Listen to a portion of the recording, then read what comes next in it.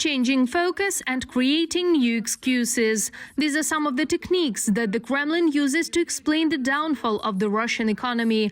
The real situation is confirmed by the numbers. According to economists, after the start of a full-scale war with Ukraine, Russians have become poorer. There are already real indicators which have been published by the Federal State Statistics Service for the first quarter of 2022. That is, after the start of hostilities, the number of poor people in Russia increased from 12.7 million to 20.9 million, or by 69%. At the same time, this indicator has not reached its limit.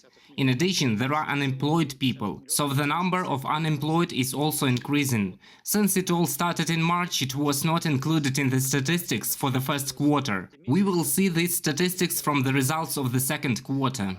The demand of Russians for non-food products decreased by 17%. This is a vivid example of the fact that people began to save on everything except food, experts say. But in order to keep food prices down, Russia decided to lower the requirements for manufacturers, which perhaps will give people a chance to buy as before, but the quality will not be the same.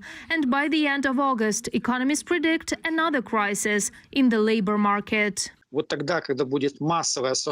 when mass shutdown of processing enterprises will begin, and this may affect about 20 to 30% of the employed population in certain regions.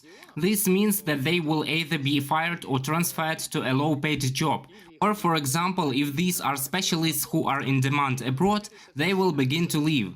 Again, the Federal State Statistics Service estimates that 4 million citizens have left Russia since the beginning of the war.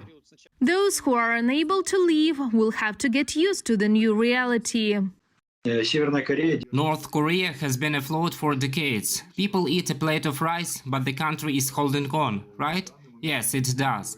Therefore, now it is not a question of Russia being close to its collapse and so on.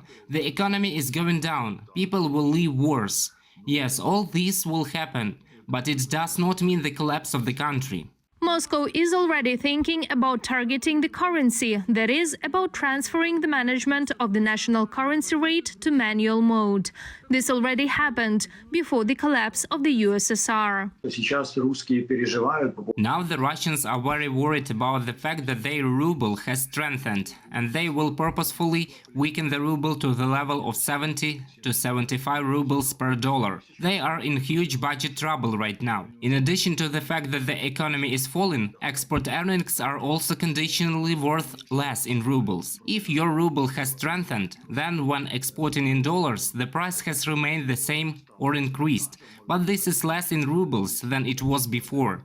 As a result, in order to fight the budget deficit that suddenly arose in Russia, it is beneficial for them to weaken the ruble. Trying to hold the situation in one direction, Russia cannot cope with the problems in the other.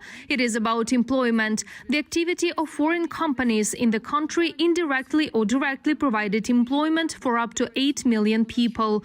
According to the Russian Analytical Center for Strategic Research, at least 2 million of them will be out of work if Russia continues its war with Ukraine. Reported by Marina Stepanenko, Larissa Zubenko, UATV News.